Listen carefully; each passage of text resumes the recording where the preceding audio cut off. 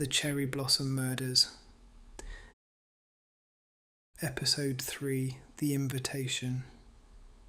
An original sleep story narrated in the author's own voice. Welcome back.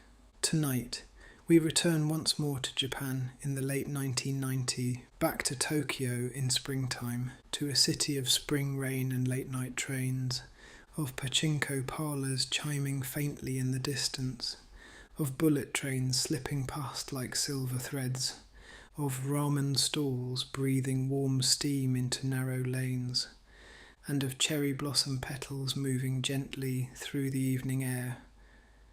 This is The Cherry Blossom Murders, an original sleep story about love, mystery, and self-growth in 1990s Japan, narrated in the author's own voice. Before you settle in, please like this video and subscribe to the channel if you are enjoying the story. There is much more to come, and if you have any thoughts, questions, theories, or favourite moments, please leave them in the comments. I love reading your comments, and I love interacting with listeners as the story unfolds. In episode 1, we met Will, a shy young Englishman living alone in a tiny Tokyo bedsit. His language school had suddenly closed, his money was running low, and Steve, the quiet young man Will had secretly fallen for, had disappeared without saying goodbye. Then Will's friend Chris suggested something stranger than another teaching job, a hidden job, at a faded basement host bar beneath the streets of Shinjuku, the cherry blossoms. There, Will met Mama-san. Formidable, glittering, almost impossible to read. He met Kim, bright, muscular, and entirely at home beneath the mirrored ceiling. And he met Daddy, Mama-san's tiny fluffy dog, who appeared to regard Will as a personal concern requiring close supervision. By the end of that first episode, Will had signed the papers, accepted the job, and become, whether wisely or not, one of Mama-san's cherry blossom boys. In episode 2, Will returned to the cherry blossoms for his first shift, but before that he visited a quiet temple tucked between the streets of Tokyo. There, among incense smoke, wooden plaques, and the distant sound of trains, he saw Steve kneeling in prayer, then rising, then turning towards him. For a moment, Will felt seen by the one person he most wanted to be seen by. But the moment passed. Later that evening, Will began his first night at the Cherry Blossoms. He listened to Mr. Urakami speak about work, memory, and baseball. He discovered that kindness can sometimes require surprisingly few words. He heard a mysterious voice on the telephone asking about signed papers, and after searching for a bottle of brandy, he pushed through the beaded curtain at the back of the bar. Beyond it lay a small dark room, a futon, a low table, a hand resting motionless in the shadows. When Will returned to the bar, he saw a dark stain on the toe of his brogue. Mama-san looked towards the beaded curtain. Kim tightened his grip on Will's arm. Daddy barked, and the whole room seemed to wake. Tonight, the police arrive at the Cherry Blossoms. A delicate invitation is discovered behind the beaded curtain. And as rain falls across Tokyo, Will begins to understand that he may have wandered into a mystery far stranger than anything he could have imagined. But for now, settle comfortably beneath your blankets. Let your shoulders loosen, let your breathing become slow and easy. Let the day soften around you, and as the trains continue their quiet journeys through the city, we will return once more to the mirrored basement bar beneath the streets of Shinjuku. I dried my eyes as best I could. This was not very well. This was the crying of shock, the sort of crying that arrives before you understand what happened. I sat at the edge of one of the red leather booths, my hands resting uselessly on my knees. The bar, only minutes earlier, had been noisy with laughter, drinks, smoke, and the warm buzzing nonsense of men wanting attention. Now it had changed completely. It had become alert, afraid. A room full of people listening for the same sound. The word moved first as a whisper, then as a question. Then as something no one could avoid, murder. A cherry blossom boy was dead. I heard one customer say it in Japanese, very softly, as if the word might offend the room. Another customer repeated it, then another. Soon everyone seemed to know, although nobody seemed to know what to do. This seemed very disappointing. I had always imagined that when something terrible happened, someone would know what to do. A sensible person would appear. A telephone would be lifted, a doctor would be called, a policeman would say, in a grave voice, "Nobody touch anything," but nobody said that. Instead, the lights were turned up, then turned down, then turned off entirely for a moment, which caused several customers to cry out. Then the lights came back dimmer than before. I watched everything in a slow, unreal way. Mama-san moved through the bar like a glittering storm cloud. She was wearing the same electric blue turban from earlier, but now it seemed darker, almost black in the low light. Her bangles clattered as she reached for bottles behind the bar and began pouring drinks with furious efficiency. A bell rang, once, twice, 3 times. Every customer reacted to it as if it were a dinner gong. They moved towards the bar. Some of them stood in a line, quiet and obedient. Mama-san poured whiskey into glasses without looking at anyone. I stared. After some time I realized what was happening. Last orders. Mama-san had sounded last orders.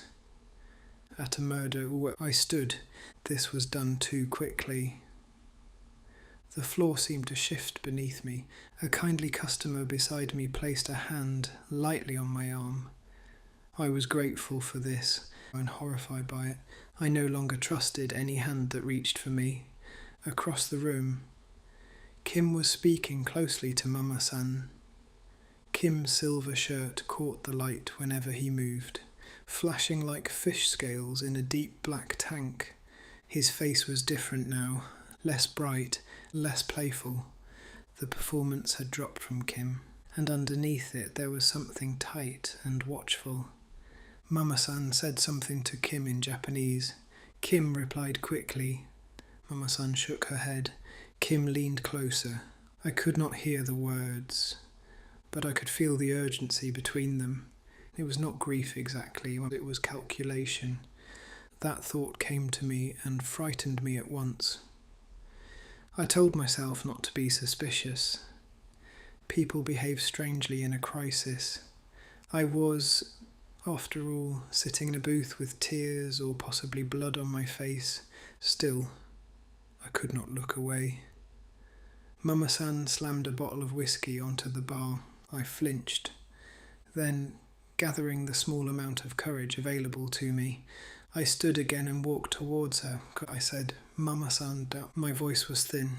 Mama-san did not turn. I said again, "Mama-san," slightly louder. This time she looked at me over one shoulder. Her expression was one of extravagant irritation, as if I had interrupted her during a manicure rather than after a death. Mama-san said, "What, Blondie?" I swallowed. I said, "We should call the police." The words, once spoken, sounded obvious. Too obvious, so obvious that I felt slightly embarrassed to have said them. Mama-san stared at me. Then she gave a small, derisive laugh. Mama-san said, "No police." I blinked. I repeated, "No police?" Mama-san said again, "No police. Bad for business," she said. I looked round the bar. The customers were drinking, some were already putting on coats. One was laughing nervously into his hand, another had his eyes fixed on the floor, as if trying to make himself unconnected to everything around him. I felt a strange heat rise in me. I said, "But a boy has been killed." Mama-san's face hardened. Mama-san said, "I know what happened in my bar. He leave through back. He gone," she snapped. I said, "Mama-san," trying to keep my voice calm. "He can't have gone. I saw." I trailed off. I stopped. I could not say what I had seen. I could not bring the dark little room, the blood and the sound of the chain, into the bar's amber light. Mama-san moved closer to me. For a moment, I thought she might slap me. Instead, she said almost softly, "You are new boy. You see too much. You understand too little." I pressed my fingertips to my forehead. It occurred to me, even in this moment, that my life had taken a very odd turn. That morning, I had written a wish at a temple. Now I was begging a glamorous, terrifying bar owner to report a murder. I said, "But you must call them before the men leave, but it must have been a client. You can't just let them all go." I went on, my hands making a helpless little gesture. Silence. Then, because the grammar felt too complicated and exhaustion was taking over, I added, "No go." This was not quite Shakespeare, but it seemed the best I could do. Mama-san turned away for a moment. When she looked back at me, she looked at me for a long moment, then her expression changed. Something in her face, beneath the powder and the anger and the performance, seemed suddenly older. Mama-san said, "Please, Blondie." Her voice was quiet now. "It bad for business. Dead boy is bad luck." I stared at her. Mama-san lifted her chin. Mama-san said, "I find killer." I did not know what to say. There was something almost magnificent about her in that moment. Her shadow rose behind her against the wall, large and theatrical. She seemed half ridiculous and half tragic, as if she had spent her whole life becoming someone who could not be frightened. I said, "Oh, Mama-san, could you..." It was a stupid question. I knew it as soon as I'd said it. Mama-san's eyes narrowed. Mama-san said, "I know my boys, my cherry blossom boys," she said in growing hauteur, and then she swept past me back into the bar. For a few seconds, I stood alone near the edge of the bar. I could hear men leaving, doors opening, voices lowering, umbrellas being shaken open above. The rain had started again. That brought me back to myself. The rain, the street, the ordinary world, the police. I returned to the bar just in time to see Mr. Urakami leaving. He was the first customer I had ever served as a host.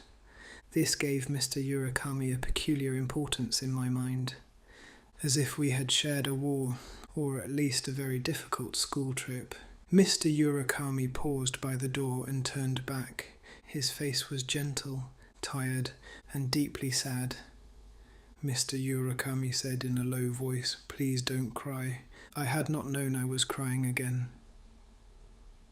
The kindness of the words did something to me. It steadied me, or perhaps it embarrassed me into action, which is a motivation I have often relied upon. I walked to the telephone. No one stopped me. I lifted the receiver.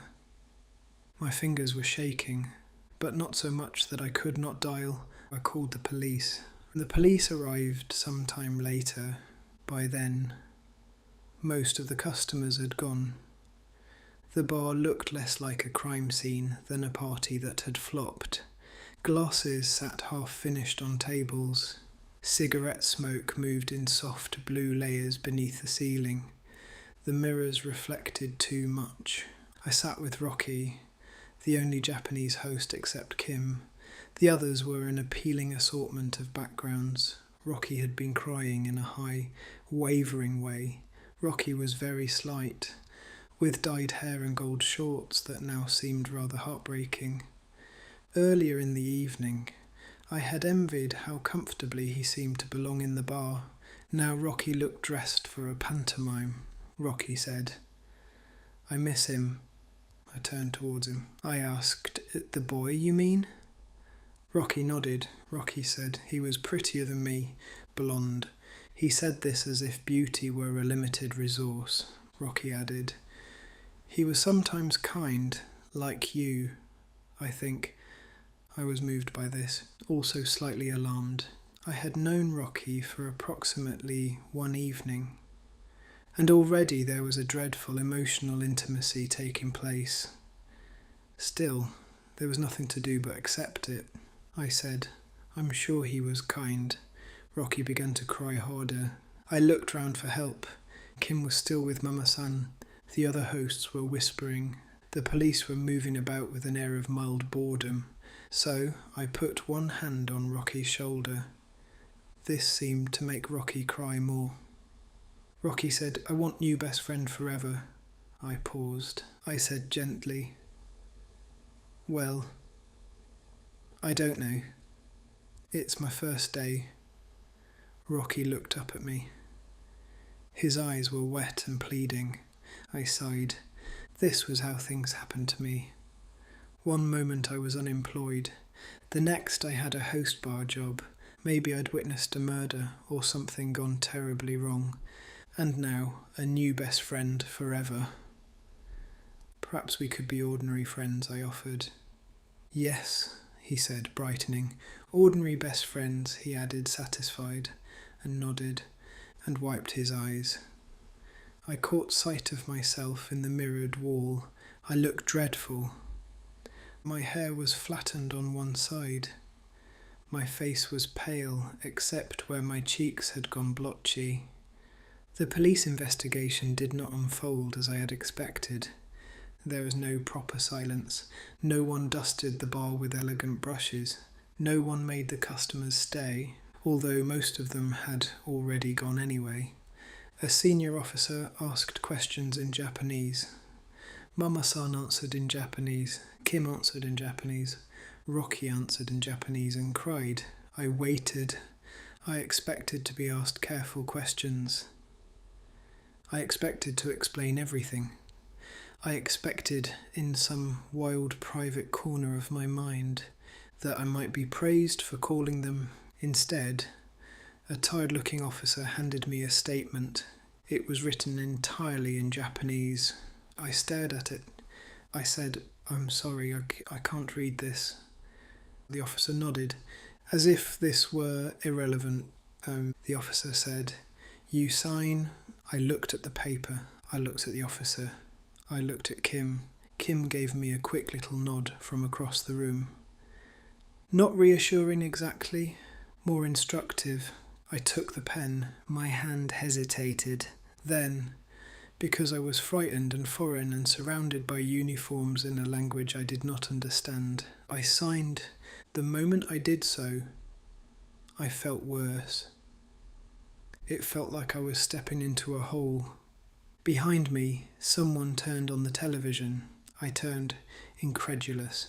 One of the officers had accepted a beer from Mama-san and was watching the screen with evident pleasure. Another officer was laughing at something Daddy, the little dog, had done near the bar. Mama-san began distributing more drinks. Then, with an energy I found almost offensive, she switched on the karaoke machine. Music filled the room. 2 policemen began to sing badly. This was perhaps the most disturbing part of the evening. A murdered boy lay somewhere behind the beaded curtain, and 2 policemen were singing a pop song with hand movements. I hid behind a drinks menu. Kim slid into the booth beside me. Kim asked, You okay, doll? I lowered the drinks menu. I said, I'm not sure I am. Kim gave me a brittle smile. Kim said, no, me neither. For a moment we said nothing. The song continued. The rain pressed softly against the world outside. I looked at Kim's face. Under the glitter and makeup and performance, Kim looked tired, more than tired. Strained, as if some invisible cord inside him were being pulled too tight. I asked, who was he? Kim looked away. He said, Ming. I repeated, Ming. Kim said, he worked here before you. Sometimes, not all the time. I asked, did you know him well? Kim gave a small laugh, but there was no pleasure in it. He said, you never know anyone well in places like this, doll. You know their drink, their smile, their favourite song, their lies. I looked down at my hands. I said, I should have helped him. Kim turned sharply. He said, no. I looked up. His voice softened, but only a little. He said, no, Will, you should not start doing that. You should not start helping. You hear me? I replied in a small voice. I was there. Kim replied, you were lost in the dark, that's all. The phrase stayed with me, lost in the dark. It seemed to describe many evenings in my life. It was very late when we finally left the bar. Or perhaps very early. Tokyo had entered that strange suspended hour, when the night is not over. But morning is not yet brave enough to arrive. The rain had become heavier. It came down in silver lines beneath the streetlights, bouncing from the pavement, running in little rivers along the curb. The neon sign above cherry blossoms flickered pink and wet against the black street. A young policeman was waiting outside. He was not one of the older officers who had sung. This was a relief. He had a serious face and an awkward dignity I immediately found reassuring. There was something old-fashioned about him, not in his clothes, which were ordinary police clothes, but in his manner. He stood as if waiting mattered. Kim seemed to know we were expected to go with him. Kim said, the officer will drive us. I asked, drive us where? Kim replied, to my apartment. You can't be alone tonight. I considered arguing. I wanted to be alone. I also wanted very much not to be alone. The contradiction exhausted me. The young policeman opened the rear door of the car for Kim. Then he opened the front passenger door for me. I was touched by this. It was ridiculous to be touched by a car door being opened after a murder. But there it was. The human heart will cling to anything. Even basic manners. The inside of the police car was very cold. I wrapped my pea coat around myself and sat stiffly, barefooted, my ruined shoes having been taken away as evidence. This, more than anything else, made the situation feel real. My shoes were evidence, my lovely brogues, mother's choice. The young policeman started the engine. A smell of stale cigarettes filled the car. It was not unpleasant. It reminded me of old railway stations, pubs before closing time, and certain men who looked as if they knew what they were doing. The windscreen wipers moved back and forth, back and forth. The sound was oddly soothing. For a while nobody spoke. Tokyo slid past in rain-blurred pieces. Neon, concrete, umbrellas, a taxi queue, a vending machine glowing alone like a small religious shrine to hot coffee. I watched it all through the window and felt very far from England. I had never felt more foreign. Not tourist foreign, not charmingly lost foreign, but officially foreign, a foreigner in a police car. A gay foreigner in a police car. A gay foreigner who had signed a statement I could not read. The thought moved through me slowly, Then settled, I asked, "Could I have your card?" "Please." The policeman glanced at me. Kim made a small sound from the back seat, perhaps surprise, perhaps disapproval.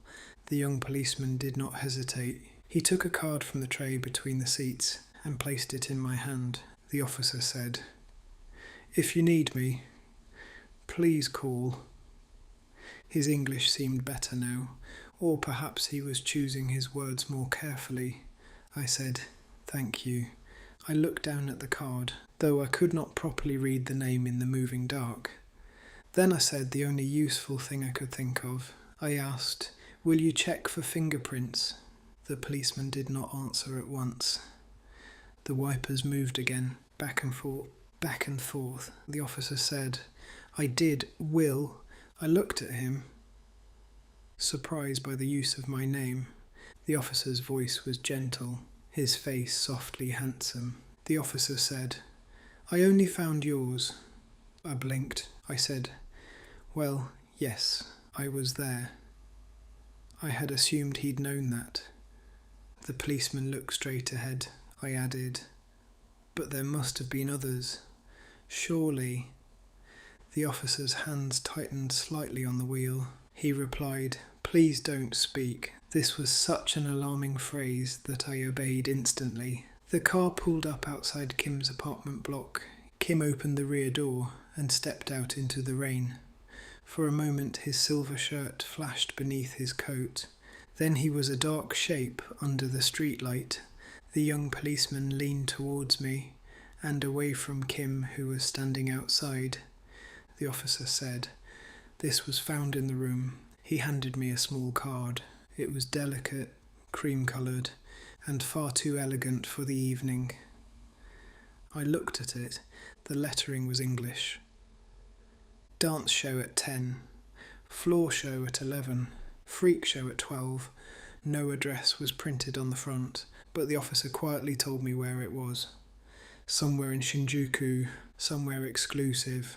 The officer said, "A connection is possible." I held the card carefully. I asked, "Why are you telling me this?" The officer looked at me then.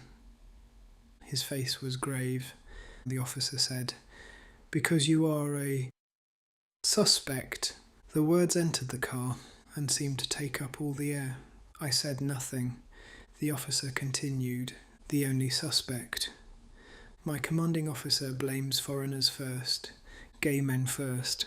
I think he is wrong." I felt my throat tighten. I began, but I didn't. The officer repeated, "I think he is wrong," and looked at me with intense brown eyes. The rain tapped harder on the roof. The officer said, "Oh, but you were the man in the room. Your fingertips, your statement," I asked, incredulous. "My statement? But I haven't been interviewed. I haven't been interrogated." I was surprised at myself for knowing such a word.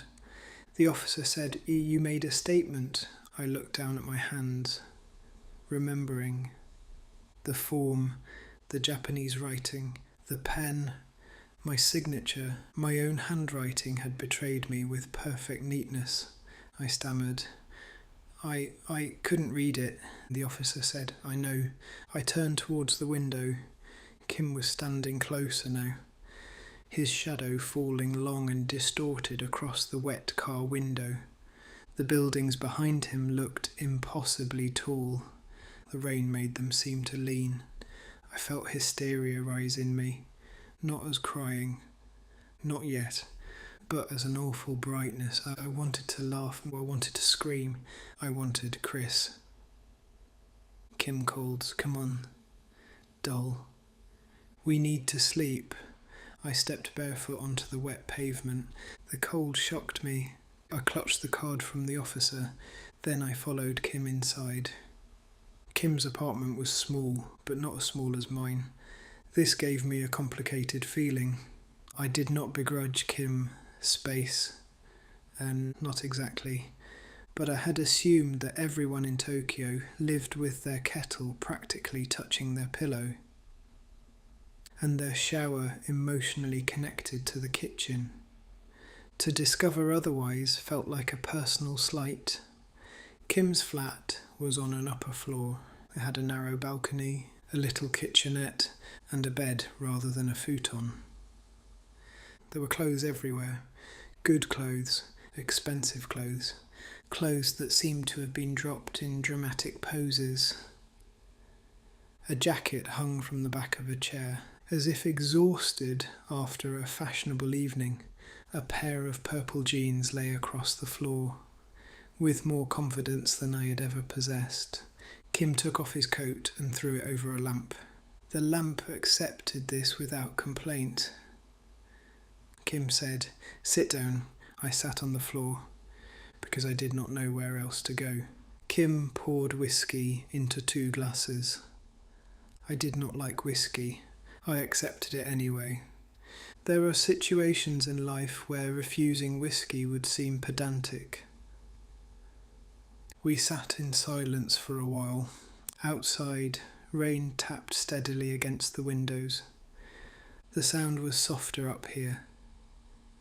Above the street, it made the room seem separate from Tokyo, as if we were floating in a private atmosphere of confusion. I took a sip. I made a face before I could stop myself. Kim noticed. Kim said, "Don't tell me you're a sherry queen." I replied, "I don't think I'm any kind of queen yet." Kim laughed. It was a small laugh, a thin one. Then the room went quiet again. I held the glass in both hands. My feet were cold. I looked down at them, bare against the floor, and remembered again that my shoes were evidence. The thought was unbearable. I put the whiskey down. Kim said suddenly, "Let's run away." I looked up. Kim was standing by the window, looking out at the rain. His reflection hovered over Tokyo, pale and ghostly. Kim said, "Let's leave all this behind." I asked him, "What about the bar?" Kim turned around. Kim said, "My God, Will, a boy was killed there." I said quickly, "I know." Kim said, "Mama-san's closing it for a few days anyway. She wants it to blow over." I asked, "Can murder blow over?" Kim gave me a look. Kim said, "In Tokyo, you are far too English. Everything can blow over here if it embarrasses the right people." I didn't know if this were true. It sounded true. Kim sat down beside me. Kim said, "We could go back to Kyoto." I repeated, confused. "Kyoto?" Kim said, "Yes, just for a few days. Somewhere beautiful, somewhere calm." "We were happy there?" I asked. "Were we?" Kim smiled. Kim said, "Yes, doll. Everyone is happy in Kyoto, even you." I looked at him. There was something persuasive about Kim when he softened his voice. It made me feel seen, understood, chosen. I could see how Kim had become so good at his work. He could make agreement feel like intimacy. I said, "I don't know." I reached into my pocket and took out the delicate cream card. I said, "And the policeman gave me this." Kim's expression changed, only slightly, but I saw it. Kim asked, "What is that?" I said, "An invitation." He said he found it in the room. Kim took it. I waited. Kim read it. His mouth tightened. I said, "The officer thought it might be a clue. Maybe I should go to the party or the club. Whatever it is, it might offer clues." Kim looked at me. Then, without another word, he tore the card in half, then quarters, then smaller pieces. I watched, too stunned to speak. Kim dropped the pieces into an ashtray. Kim said, "Alone?" "Are you mad?" I said. I didn't say alone. Kim said, "You were thinking alone." I said, "I don't know what I was thinking." Kim said, "That's the point. You're not thinking. You're in shock. Parties, mystery clubs, police cards. No, that's not what you should do." I felt something in me draw back. It was not exactly anger, more like the beginning of it, I said carefully. That nice policeman said I was a suspect. Kim's hand went to his face. For a moment I thought he looked surprised, then upset, then hidden. Kim said a suspect. I nodded. I said, he said I was the only one. Kim said, oh, dulled. The sympathy was immediate. Too immediate. Perhaps I was ashamed of thinking that. I reached out and placed my hand awkwardly on Kim's shoulder. Kim did not move. Then, after a few seconds, he turned sharply away, and my hand fell back into my lap. Kim said, the Japanese police blame foreigners.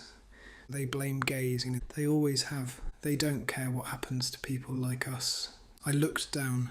I repeated, people like us, and then looked at him again. Kim said, yes, scapegoats for everything bad. Foreigners, queers, hosts. It's all the same to them. I wanted to disagree. I also wanted very much to believe him. Because if Kim was right, then there was nothing personally wrong with me. I had not done anything foolish by signing the form. I had not been singled out because I was weak or ridiculous. I was simply caught in something larger and uglier.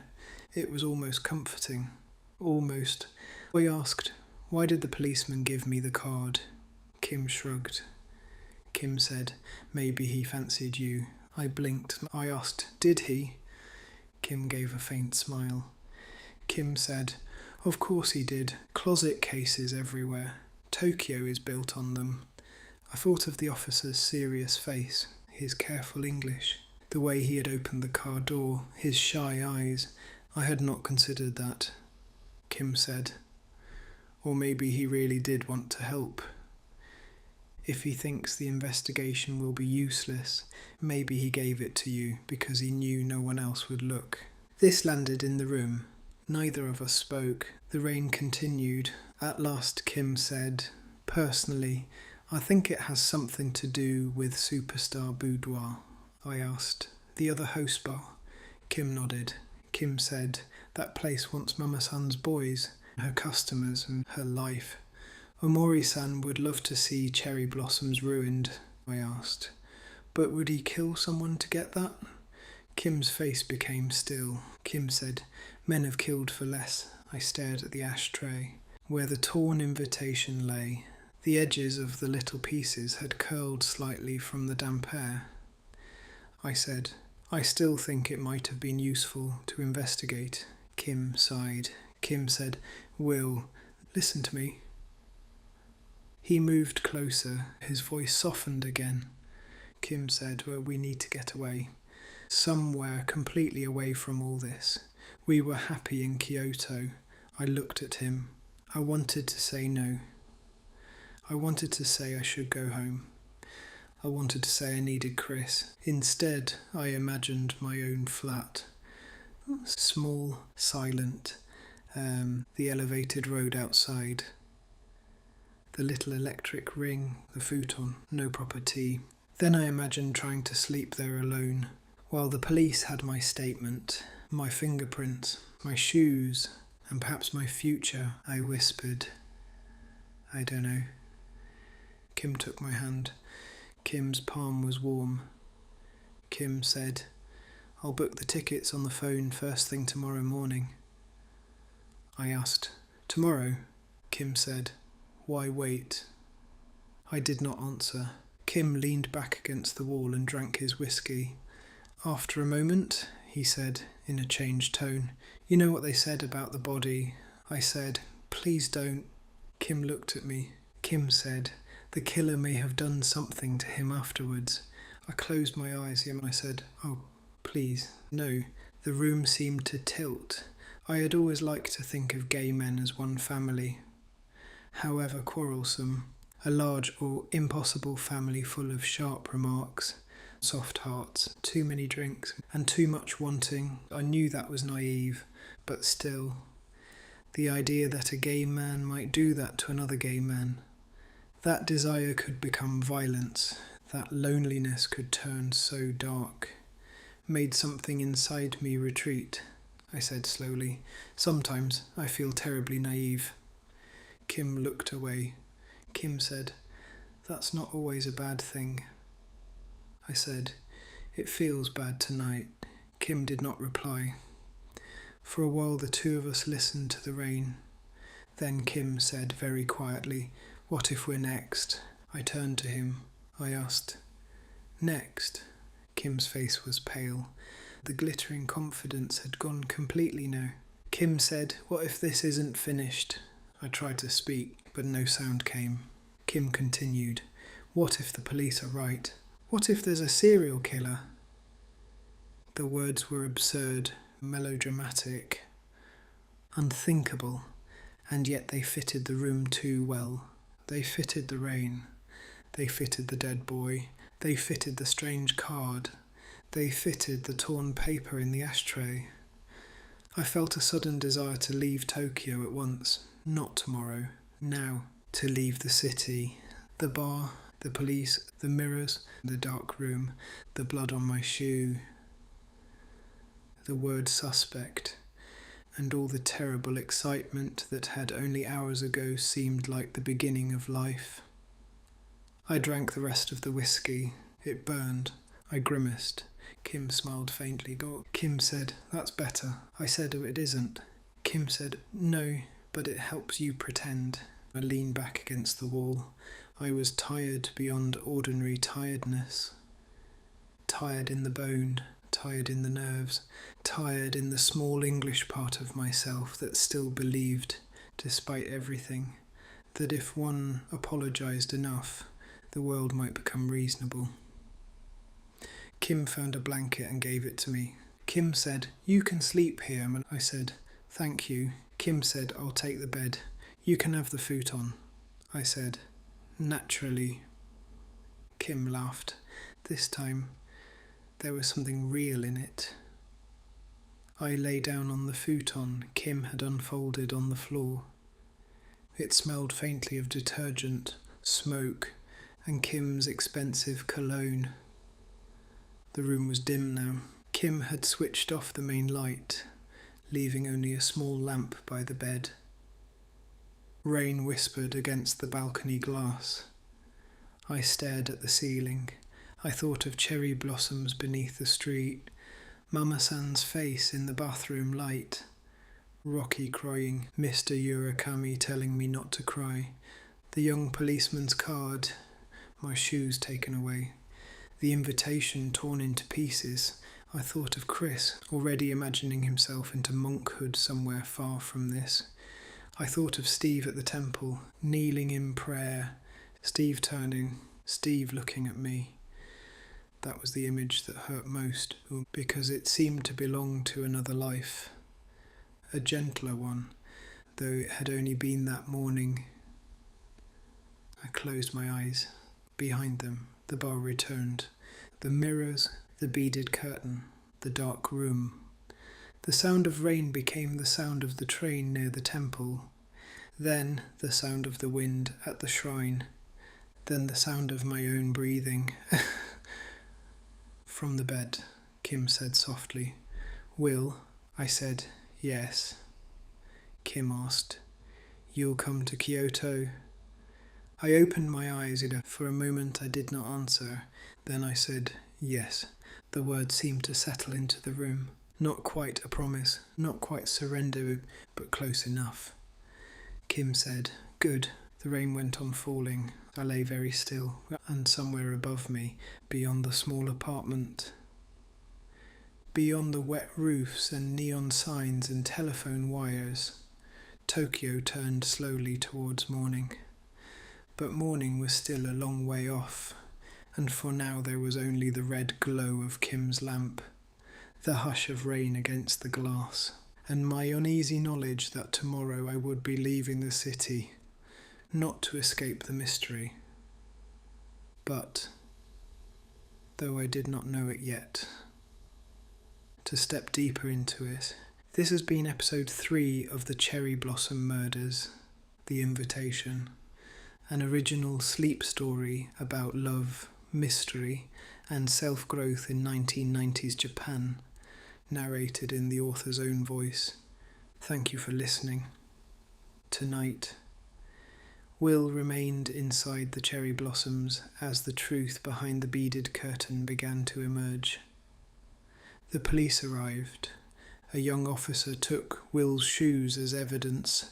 Ming, one of the cherry blossom boys, was named. Rocky asked Will to become his friend, and Mama-san attempted, with whiskey, a brass bell, and a karaoke machine, to keep control of a room that had already begun to slip beyond her grasp. But the investigation raised more questions than it answered. The signed papers, the mysterious telephone call, the handmade invitation discovered behind the curtain, and Kim's insistence that Will leave Tokyo for Kyoto, all suggest that Ming's death may not be an isolated tragedy.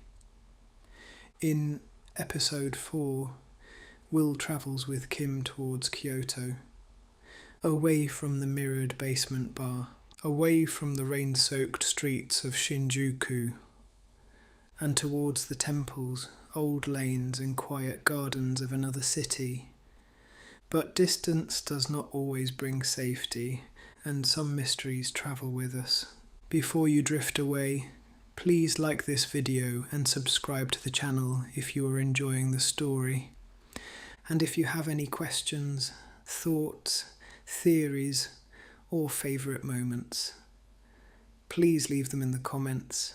I love reading your comments, and I love interacting with listeners as the story unfolds. Your comments really do help other people find these original mystery sleep stories, and they help build the little world around the cherry blossom murders too. But for now, allow the city to fade. Let the pink signs grow distant. Let the rain soften against the window. Let the trains carry their passengers gently into the night, and let the quiet lights of Tokyo disappear slowly into sleep. Until next time, rest well.